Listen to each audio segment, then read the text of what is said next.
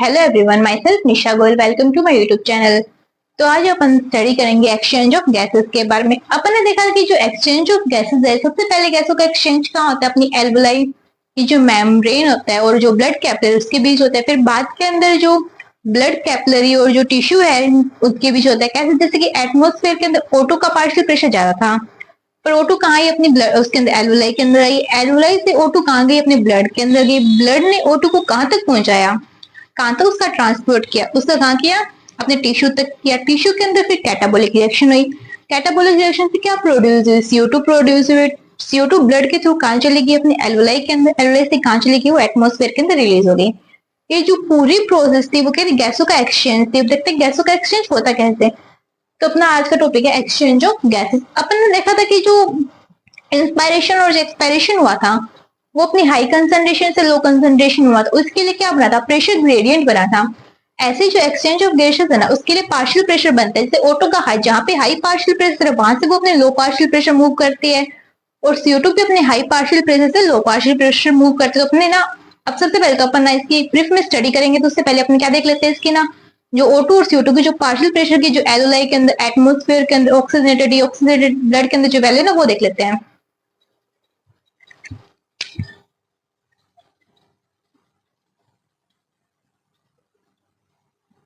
Partial pressure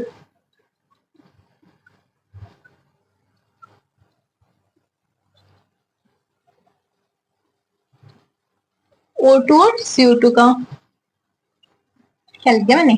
O2 और CO2 का। तो O2 का पार्शियल प्रेशर सबसे पहले अपन देखते हैं एटमोस्फेयर के अंदर। एटमोस्फेयर के अंदर कितना होता है? 159, और CO2 कितना होता है? 0.3। और फिर अपनी आती है एल्वुलाई के अंदर। O2 कितना होता है? 104। ये ना जो पार्शियल प्रेशर होता है mm ऑफ Hg के अंदर अपन मेजर करते हैं। इसका मेजरमेंट किसके अंदर है? mm ऑफ Hg के अंदर इससे कहते हैं मेजरमेंट होता है।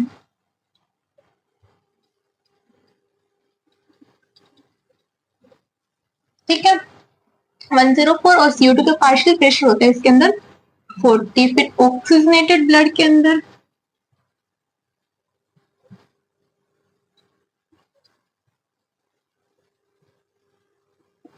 जो O2 कितने होते हैं? 95, और ये कितने होते हैं? CO2 40। और डीऑक्सीजनेटेड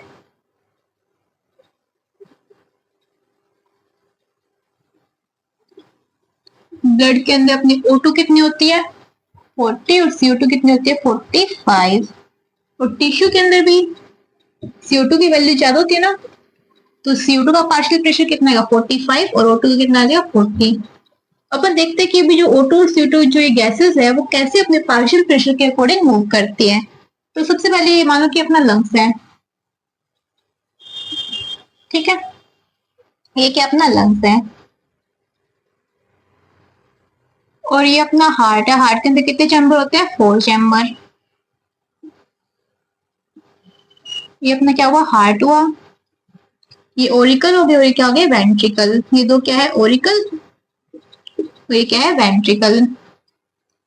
ये right Oracle, right ventricle, left Oracle और लेफ्ट वेंट्रिकल। ये क्या हो गया? अपना टिश्यू। ठीक है, टिश्यू या फिर अपने जो बॉडी फ्लूइड है, मतलब जो बॉडी है वो हो गया।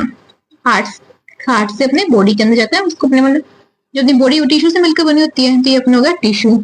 तो लंग्स के अंदर जो एयर थी वो क्या हुआ? ऑक्सीजनेटेड। मतलब सबसे पहले एटमोस्फेयर के अंदर किसकी वैल्यू ज्यादा है? O2 की। O2 का पार्शियल प्रेशर ज्यादा, तो O2 एटमोस्फेयर से किसके अंदर आएगी? एल्वुलाई के अंदर। एल्वुलाई के अंदर आई मतलब लंग्स के अंदर आई। फिर लंग्स से वो कहाँ जाएगी? अपने हार्ट के अंदर जाती है। एल्वुलाई के अंदर जो O2 थी वो अपने कहाँ से आई? हार्ट के अंदर आई। जो किसके थ्रू? ब्लड के थ्रू। यहाँ पे कौन सी वेन होती है? यहाँ पे होती है पल्मोनरी वेन।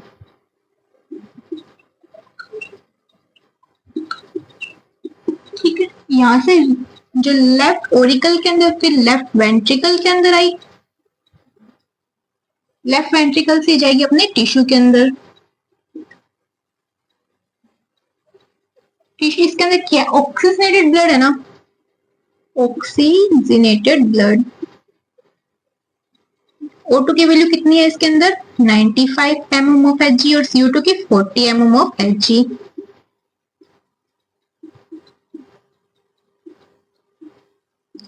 इसको कौन लेके जाता है? इसको लेके जाती है आर्टरी, सिस्टमेटिक आर्टरी बोलते हैं अपने इसको।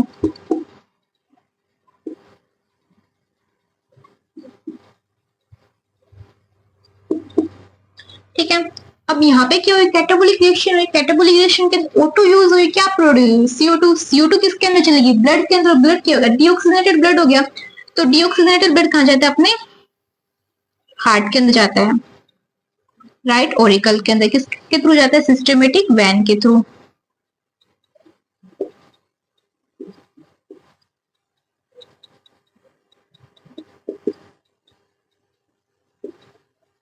इसके अंदर जो ये O2 का था और ये CO2 की थी।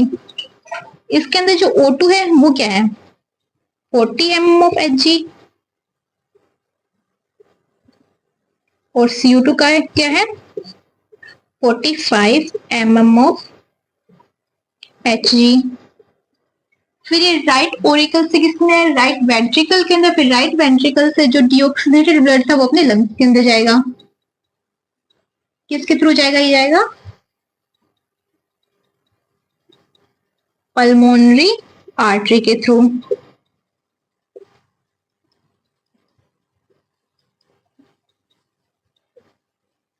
इसके अंदर भी भाई जो O2 है वो कितनी है? 40 mm ऑफ Hg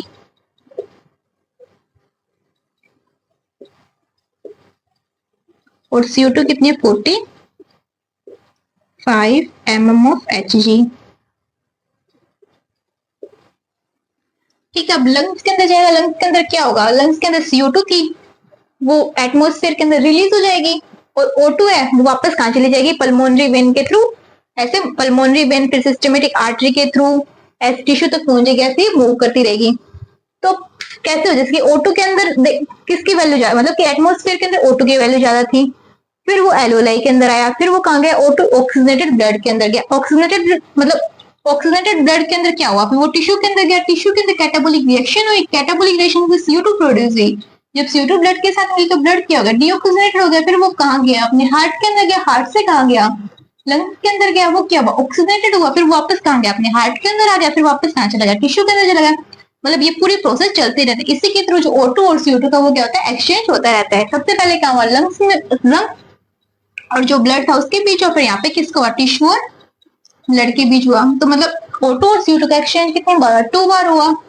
पहला क्या हुआ? एल्वोलाई की जो लंग्स के अंदर जो एल्वोलाई की मेम्ब्रेन और ब्लड के बीच ब्लड कैपिलरी थी वो, और फिर सेकंड बार कहाँ हुआ? अपनी जो टिश्यू थी और ब्लड कैपिलरी थी उसके बीच हुआ। ये गैसों का एक्सचेंज ऐसे होता है। ठीक है, अब अपन एक्सचेंज ऑफ गैसेस के जो एनसीईआरटी पेज जो नोट्स है वो देख लेते हैं। तो सबसे पहले जो एक्सचेंज ऑफ गैसेस की प्राइमरी साइड क्या है? एल्वोलाई है। फिर गैसों का एक्सचेंज वो O2 और CO2 का जो एक्सचेंज है वो ब्लड और टिश्यू के बीच भी होता है।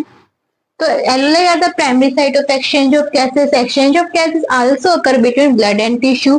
फिर ये होता है, मतलब जो गैसों का जो एक्सचेंज है वो किसके थ्रू होता है? पार्शियल प्रेशर के थ्रू। प्रेशर कंसंट्रेशन ग्रेडियंट बनते हैं उसकी। तो O2 and CO2 are change in this side by simple diffusion. ये जो गैसों का एक्सचेंज है किसके थ्रू होता है? सिंपल डिफ्यूजन प्रोसेस के थ्रू होता है, mainly based on pressure concentration gradient. अब solubility of gases as well as the thickness of the membrane involved in diffusion are also some important factors that can affect the rate of diffusion. अब जो गैसों का जो exchange अब diffusion process के through, वो diffusion process को कौन अफेक्ट करता है? जैसे कि अपन जानते हैं कि जो CO2 की जो सोलिबिलिटी है वो O2 से ज्यादा होती है, तो CO2 का एक्सचेंज है वो क्या होगा? जल्दी होगा और ज्यादा होगा। तो ये सोलिबिलिटी थी उसने भी इसको अफेक्ट किया। जो थिकनेस ऑफ मेम्ब्रेन थी उसको अफेक्ट करेगी। जैसे जितनी पतली मेम्ब्रेन होगी उतने गैसों का एक्सचेंज ज्यादा होगा। और ये बहुत से फैक्टर जो डिफ्यूजन प्रोसेस को क्या करते हैं? अफेक्ट करते हैं। आगे देखें तो अपने जो ट्रांसपोर्ट है गैसेस या जो एक्सचेंज ऑफ गैसेस है वो कैसा है? Basic process. क्यों? क्योंकि अपने हाई पार्शियल प्रेशर से लो पार्शियल प्रेशर जाती है। जैसे एनवायरमेंट चलता है वैसे ही चल रही है, हाई से लो। तो इसके लिए अपने कोई एटीपी नहीं लगेगी। तो ट्रांसपोर्ट ऑफ गैसेस के basic process. Pressure contributed bye an individual gas in a mixture of gas is called partial pressure and is represented as PO2 for oxygen and PCO2 for carbon dioxide. जो partial pressure है उसमें PO2 को किससे define करते हैं, oxygen के लिए क्या डिफाइन करते हैं, PO2, और कार्बन डाइऑक्साइड के लिए पार्शियल प्रेशर को PCO2 से अपन डिफाइन करते हैं। The partial pressure in these two gases, कौन सी two gases, O2 और CO2 in the atmospheric air and the two sides of diffusion are given in the table। जो partial pressure O2 और CO2 को वो कहाँ दिया अपने टेबल के अंदर है, जैसे अपन ने देखा भी था कि रेस्पिरेटरी गैसेस है, कौन सी O2 और CO2, उसमें एटमॉस्फेयर के अंदर कितना है रेस्पिरेटरी गैसेस, जो O2 का एटमॉस्फेरिक पार्शियल प्रेशर कितना है 159, CO2 का 0.3, एल्वुलाई के अंदर 104, फिर CO2 का 40, डीऑक्सीजनेटेड ब्लड के अंदर O2 का 40, CO2 का 45, ऑक्सीजनेटेड ब्लड के अंदर O2 का 95 और CO2 का 40, टिश्यू के अंदर O2 का कितना है 40 और CO2 क्या 45। तो मतलब O2 का कहाँ ज्यादा है, एल्वुलाई के अंदर ज्यादा है, कहाँ से, टिश्यू के अंदर। जो O2 कहाँ मूव करेगी, एल्वुलाई से टिश्यू के अंदर। और CO2 का पार्शियल प्रेशर कहाँ ज्यादा है, टिश्यू के अंदर ज्यादा है, एल्वुलाई के अंदर कम। मतलब CO2 कहाँ मूव करेगी, टिश्यू से एल्वुलाई के अंदर। जो पार्शियल प्रेशर जो O2 का है वो कहाँ ज्यादा है, एल्वुलाई के अंदर ज्यादा है। तो partial pressure of O2 in alveoli greater than deoxygenated blood. तो ऑक्सीजन कहाँ से मूव करेगी, एल्वुलाई से कहाँ मूव करेगी, जो डीऑक्सीजनेटेड ब्लड, जो आर्टियल जो ब्लड है वहां मूव करेगी। Oxygen move in alveolar air to arterial blood. और जो CO2 का जो पार्शियल प्रेशर है वो कहाँ ज्यादा है, टिश्यू के अंदर ज्यादा है, डीऑक्सीजनेटेड ब्लड के अंदर ज्यादा। CO2 कहाँ मूव करे, डीऑक्सीजनेटेड ब्लड से एल्वुलाई के अंदर। Partial pressure of CO2 in alveoli less than deoxygenated blood, so CO2 move deoxygenated blood to alveolar air। और ये जो गैसों का मूवमेंट है वो किसके अकॉर्डिंग होता है, पार्शियल प्रेशर के according. So transport of gases according to this partial pressure. ये अपन डायग्राम के थ्रू समझ लेते, जो अपने समझा था वही डायग्राम है। जैसे कि ये लंग्स है, ये अपना हार्ट है, टिश्यू है। एल्वुलाई के अंदर किसका पार्शियल प्रेशर ज्यादा है, PO2 का। मतलब पहले जो एटमॉस्फेरिक एयर थी वो कहाँ, एल्वुलाई के अंदर किसका पार्शियल प्रेशर ज्यादा है, O2 का। तो O2 कहाँ गई है, अपने हार्ट के अंदर गई है। हार्ट से कहाँ गई है, वो टिश्यू के अंदर गई। टिश्यू के अंदर किसका पार्शियल प्रेशर ज्यादा था, CO2 का। तो CO2 कहाँ गई है, अपने हार्ट के अंदर। हार्ट से कहाँ गई है, लंग्स के अंदर गई है। अभी हार्ट के अंदर किसके थ्रू गई, सिस्टमेटिक वेन के थ्रू। और लंग्स के अंदर किसके थ्रू गई, पल्मोनरी आर्टरी के थ्रू। यहाँ पे वो वापस क्या हो गई, ऑक्सीजनेटेड हो गई। और जहाँ यहाँ पे जो CO2 थी वो कहाँ चलेगी, एक्सपायर्ड एयर के अंदर, मतलब बाहर की ओर मूव कर गई। और वापस जो ऑक्सीजनेटेड जो ब्लड था वो किसके अंदर गया, हार्ट के अंदर, फिर टिश्यू के अंदर। ये प्रोसेस चलती रहती है। तो ये अपना हुआ एक्सचेंज ऑफ गैसेस। इसके अपने एनसीईआरटी वन बाय वन जो लाइन थी उसकी एक एक लाइन के बारे में हमने स्टडी कर ली है। इससे बार तो कोई क्वेश्चन आएगा नहीं। वीडियो अच्छी लगे तो उसको लाइक करें, शेयर करें, सब्सक्राइब करें। Thank you.